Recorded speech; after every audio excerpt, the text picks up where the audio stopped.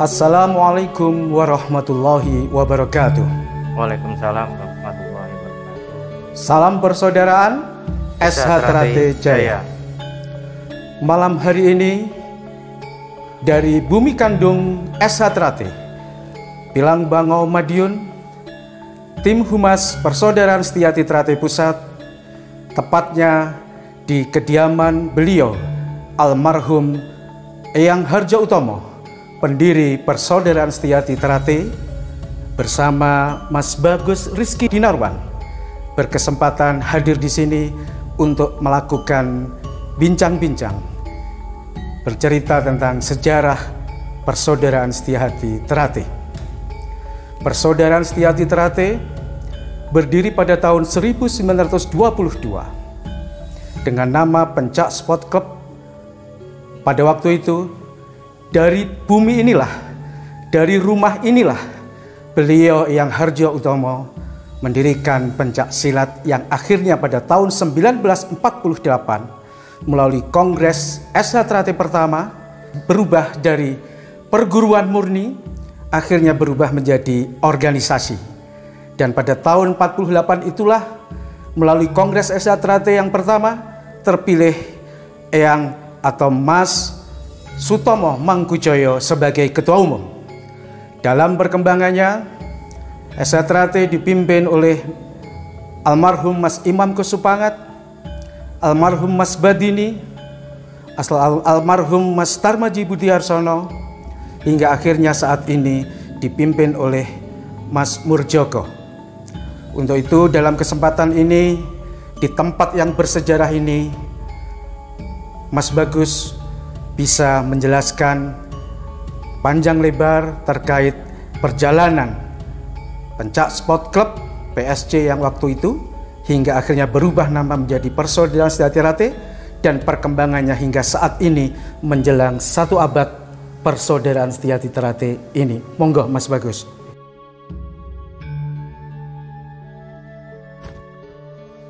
Bismillahirrahmanirrahim. Assalamualaikum warahmatullahi wabarakatuh. Jadi saya bercerita ini berdasarkan apa yang disampaikan oleh Mas Tarmaji kepada saya, dan sehingga menjadi kewajiban saya untuk menyampaikan pula kepada saudara-saudara yang lain. Jadi banyak dulur-dulur itu saudara-saudara yang datang ke Padepokan, kebetulan saya berkesempatan bertemu dengan saya.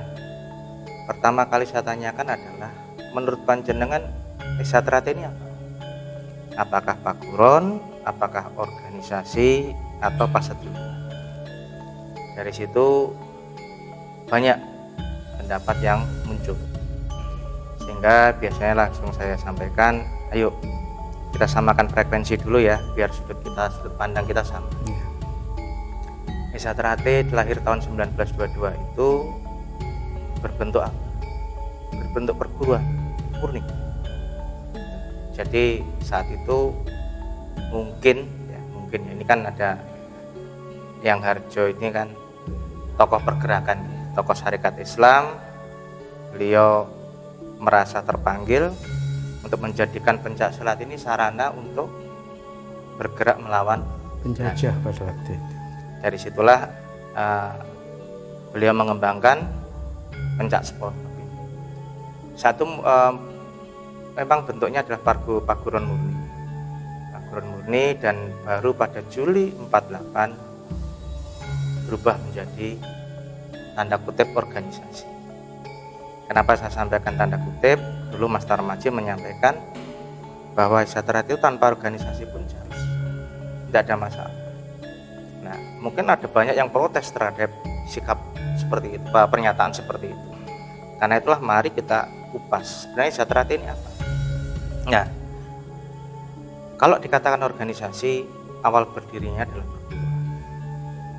Nah, terus sekarang apa organisasi? Loh, kok kenapa disampaikan bahwa organisasi itu adalah sekedar syarat bentuk lahir? Kenapa saya sampaikan tanpa organisasi pun SH Trate jalan? Jadi inilah ajaran SH Trate itu yang kadang orang tidak paham. Jadi Desa Trate ini kalau mau melihat secara utuh di Mukadimah sudah disebutkan semua. Bahwa yang pertama kali adalah di Mukadimah alinea pertama, kalimat pertama adalah bahwa sesungguhnya hakikat hidup itu berkembang menurut kodrat iramanya masing-masing menuju ke kesempurnaan. Artinya apa? Desa Trate ini yang dibangun adalah kesadaran bahwa manusia lahir itu tidak bisa milih, baik suku, agama, ras, atau golongan kita tidak bisa milih. Mungkin Mas Anam sendiri lahir di Ponorogo, apakah pernah milih lahir sebagai orang Ponorogo? Kan tidak. Ya. Jadi artinya apa? Di Desa Trate dipahamkan bahwa kita lahir dari orang tua siapa, lahir di mana, dalam bentuk fisik seperti apa, kita tidak bisa milih. Tetapi kita sama-sama lahir ke dunia ini atas kehendak Allah Subhanahu wa Ta'ala, Sang Pencipta. Karena itulah di Desa Trate pendidikan pertama adalah penghargaan adanya keberagaman.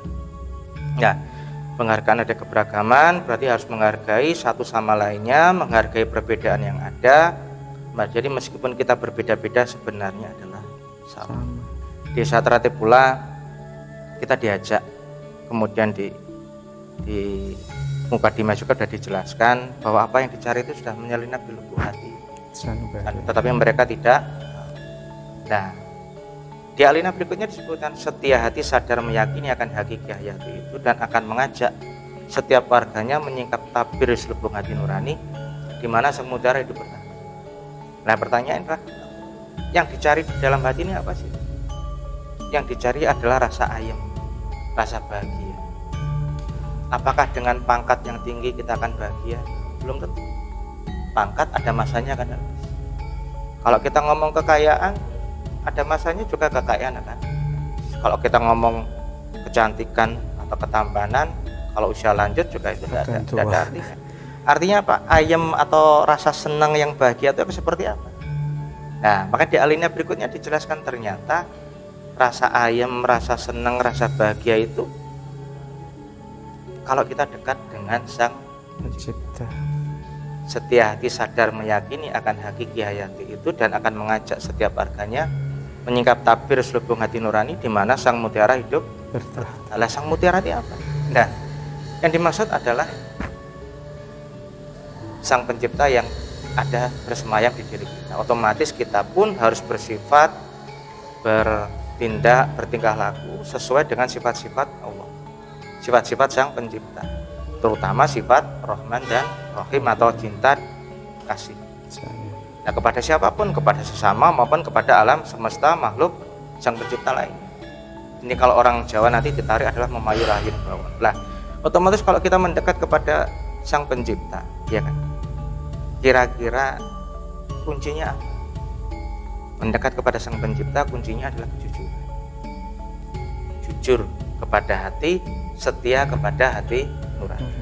Otomatis kalau kita sering berbohong, sering bersikap dolim, aniaya kepada yang lain, kita tidak akan ketemu setiap. Jadi kurang lebih seperti itulah. Karena itulah makanya kalau ada yang bertanya, apakah Desa Trate paguron, organisasi atau persaudaraan? Saya tanya, ada yang pelatih gak di sini? Kalau ada yang datang ke siarah itu saya tanya, oke, yang pelatih, panjenengan diberi SK enggak? Tuh SK apa Mas? SK jadi pelatih? Tidak. Jangan kok mau? Kok mau? Jangan dibayar enggak? Tidak. Saya tidak dibayar, tidak punya SK, kok mau? Tanggung jawabnya besar. Nah, tanggung jawabnya besar nih. Kalau ada apa-apa pada adik-adik, beliau yang bertanggung jawab. Pertanyaan pengabdian Mas. Nah, munculnya rasa ingin mengabdi itu dari mana? Terus mereka rata-rata jawab, ya dari hati. Pertanyaannya, terus siapa yang menggerakkan hati? Jadi siapa yang menggerakkan hati kita sehingga mau berbuat bagi orang lain, istilahnya membagikan ilmu kepada orang lain tanpa ada pamrih apapun. Jadi artinya di sini mereka diam kan. Jadi di sini artinya mereka baru enggak. Ternyata yang menggerakkan hati ini adalah Allah Subhanahu wa Ta'ala, Sang Pencipta. Kalau gitu, lah akhirnya saya kembalikan, kira-kira nek Desa Trate tidak ada, jenengan akan berhenti melatih atau tetap melatih? Dan mereka rata-rata menjawab tetap melatih. Berarti tidak ada organisasi, tidak ada masalah kan? Tetap melatih kan? Jadi ada kekuatan besar Kenapa Hizat-Ratih menjadi besar? Bukan karena organisasi. Toh Hizat-Ratih di awal pendiriannya bukan berbentuk organisasi. Perguruan murni. Perguruan murni. Artinya apa? Kekuatan yang lebih besar ini adalah yaitu kehendak Allah Subhanahu wa Ta'ala. Kehendak Sang Pencipta untuk istilahnya menyampaikan nilai-nilai persaudaraan, nilai-nilai penghargaan, nilai-nilai penghargaan kepada perbedaan, bahwa sebenarnya kita ini semua ada karena kehendak Allah Subhanahu wa Ta'ala, karena kehendak Sang Pencipta. Karena itulah kepada siapapun kita harus berbaik, kepada siapapun kita harus bisa menumbuhkan persaudaraan. Jadi kalau kemarin di beberapa media dipotong dikatakan Bagus mau mengembalikan kepada Pak Guron, ya bahkan dikatakan Bagus masih belajar, ya saya hanya tersenyum saja, ya enggak apa-apa gitu. Alhamdulillah saya mendapatkan guru yang baik, teman diskusi yang baik, yang istilahnya terbuka, yaitu Mas Tarmizi. Dari situlah ini yang ingin saya sampaikan, bahwa ada kekuatan besar di Hizat-Ratih yang melintasi sekat-sekat batas derajat-derajat dunia, dan ini tidak dipunyai oleh yang lain, tidak dipunyai oleh yang lain. Akan sering saya sampaikan, coba sebutkan yang mana yang istilahnya perguruan atau organisasi mana yang bisa seperti Hizat-Ratih. Hanya gara-gara ucapan Dik titip Hizat-Ratih kembang, tapi ternyata dampaknya luar. Artinya apa? Bahwa Hizat-Ratih ini memang lahir, tumbuh, dan besar dikehendaki oleh masyarakat. Karena apa? Penghargaan kepada sesama kita, dan Allah Subhanahu wa Ta'ala ridho dengan itu. Jadi kita tidak usah ngomong organisasi, karena kadang yang sifatnya lahiriah ini justru akan membuat sekat-sekat, akhirnya rasa persaudaraan ini hilang. Contoh, ini Hizat-Ratih hari ini sedang menerima ujian, tapi kalau saya pribadi yang menyampaikan, kita hanya perbedaan sudut pandang. Di satu sisi ngomong adalah organisasi, di satu sisi ngomong ajaran. Kalau saya pribadi, karena saya mendapat dari Mas Tarmizi, saya sampaikan saya akan pilih ajaran. Karena tadi tanpa organisasi pun Hizat-Ratih akan tetap tumbuh, tetap hidup. Karena ini kehendak Allah Subhanahu wa Ta'ala. Jadi persaudaraan ini harus kita letakkan di atas sendiri, bukan organisasi. Saya dengan Mas Anam tidak akan ngomong kita bersaudara karena adik ART, tidak. Tapi persaudaraan sesama orang Esa. Nah, sesama orang Esa. Panjenengan orang Esa, saya orang Esa, ya sudah selesai. Panjenengan setia hati, saya setia hati.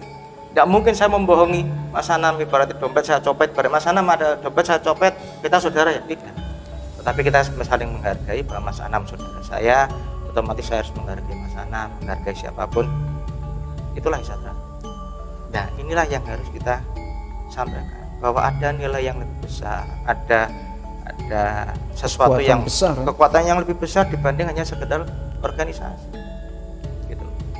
Jadi kalau dikatakan dipotong bahwa istilahnya Bagus mau istilahnya membubarkan organisasi segala macam, yang saya sampaikan di situ kan pemisalan di video itu, ya, dari yang beredar itu, dan itu tidak dipotong secara lengkap. Kalau dipotong lengkap tidak akan menimbulkan multitafsir. Memang dipotong untuk menimbulkan multitafsir berarti. Ya, nah itu wallahu alam. Saya senyum saja kan kayak gitu. Ya. Jadi intinya yang pengen saya sampaikan adalah sebenarnya bahwa kita dalam membina persaudaraan di Hizat-Ratih ini bukan karena adik-adik, bukan persaudaraan berdasar adik-adik, bukan, tapi memang persaudaraan yang tumbuh dari hati. Jadi temu rose itu di situ, bukan temu rose karena adik ART. Karena tanpa adik ART pun kita akan tetap bersaudara. Nah, ini yang ingin saya kedepankan. Karena kenapa? Kalau sekarang ini ada perbedaan sudut pandang, habis itu kita selesaikan secara organisasi, ya kan? Berarti kan organisasi semua harus kumpul. Dan mohon maaf, dulu cabang semua ini sudah kumpul dan sudah mengambil kesepakatan. Kan gitu. Berani karena benar, takut karena salah, ya kan? Dan dulu sudah kumpul dan mudah berkesepakatan, ya harus kita hargai. Saya pun sering saya sampaikan, saya bukan peserta baru. Dan kesepakatan parlo ini sudah dibuat oleh dulur-dulur yang kita percaya menjadi perwakilan kita hadir di dalam parlo. Ya harus kita hadapi. Nah, jadi kalau dikatakan Bagus mau merubah ke paguron, kalau ada paguron ngapain ada parlo? Sebenarnya itu membantahnya gampang sekali kan. Nah, kalau kita ngomong secara hukum, ya kan, sudah diputus oleh pengadilan, selesai sudah. Nah terus apa yang bisa menyelesaikan dari perbedaan sudut pandang ini? Kembali kepada ajaran. Kembali kepada ajaran itu maksudnya apa? Ya kembali kepada nilai-nilai persaudaraan. Bahwa inilah yang membesarkan Isha Trate, yang membuat lebih Isha Trate berkembang menjadi besar, ngeremboko ke seluruh Nusantara ini. Dahsyatnya kalimat persaudaraan. Dan persaudaraan muncul kenapa? Karena ini memang dikehendaki oleh Allah Subhanahu wa taala, Tuhan yang Maha Esa. Jadi Isha Trate itu lintas suku, agama, ras atau golongan. Dan Isha Trate lah termasuk yang menyatukan dengan nilai-nilai penghargaan terhadap kebinekaan, penghargaan kepada keberagaman. Dan ini tidak dipunyai yang lain. Dan semoga yang lain akan meniru Isha Trate. Jadi kalau kita paham mukadimah di alinea terakhir itu disebutkan sekedar syarat bentuk lahir disusunlah organisasi persaudaraan Setia-Hati Trate sebagai ikatan antara saudara Esa yang bergawe sebagai pembawa dan pemancar cita. Dan di buku penjelasan dari Pak Darsono, salah satu penggagas kongres pertama di Bilangbanggo ini menyampaikan bahwa organisasi itu bukan hal yang prinsip, bahwa Esa pernah berkembang tanpa organisasi. Sehingga kalau organisasi akan ternyata membuat kegaduhan, ya sementara tanggalkan dulu lah. Kita tidak usah ngomong organisasi, kita ngomong kepada ajaran, yaitu apa? Persaudaraan. Jadi sebagai sesama saudara, ya ayo kita kumpul, ayo kita ngobrol sebagai sesama saudara Esa Trate. Kalau ini nanti ketemu bisa ngopi bareng, insya Allah itu akan menjadi lebih baik. Seperti yang kita ketahui bersama. Apakah pernyataan Mas Bagus terkait organisasi dan persaudaraan dan ajaran itu tadi bagi dulur-dulur yang sementara ini ada di lingkaran dinamika yang kami maksud, mungkin juga bisa menanggalkan sementara dari jalur garis organisasi sehingga kita berbicara dari hati ke hati secara persaudaraan sehingga akan menuntaskan semua permasalahan ini. Mungkin demikian garis besar ini. Insya Allah seperti itu. Karena itu sejak awal saya selalu menyampaikan bahwa ayo kumpul. Permasalahan ini hanya bisa diurai jika kita ketemu. Karena kita persaudaraan itu temu rose. Nah kalau tidak pernah ketemu, tidak pernah ngopi bareng, ya bagaimana kan ketemu? Bagaimana kan ketemu rosone kan kayak gitu. Ketemu roso itu kalau ya ketemu secara fisik. Beda antara kita ketemu secara virtual dengan ketemu fisik itu berbeda. Dan apa yang saya sampaikan selama ini itu hanya meneruskan apa yang sudah disampaikan oleh Mas Tarmaji, bahwa nanti jika saat timbul kegaduhan di Isha Trate, kembalikan kepada ajaran. Kembali ke ajaran apa maksudnya? Persaudaraan. Jadi kita harus kembali ke persaudaraan, insya Allah itu akan terurai. Tapi kalau selama belum ketemu, tidak akan terurai permasalahan.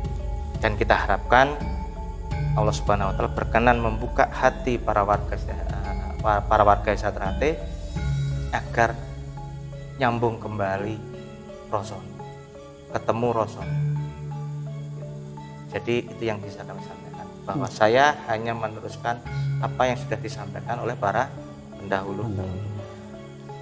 26 tahun sejak berdiri 1922 hingga 1948, Isha Trate adalah perguruan murni. Hingga akhirnya berubah pada tahun 48 itu sebagai organisasi. Ini sebuah pencerahan bagi kita semua sedulur Isha Trate, sehingga dalam penyelesaian dinamika yang sedang berkembang saat ini, mungkin kita kembali ke ajaran tanpa meninggalkan organisasi sebagai roh untuk menjalankan roda organisasi. Ya. Demikian ya Mas Bagus.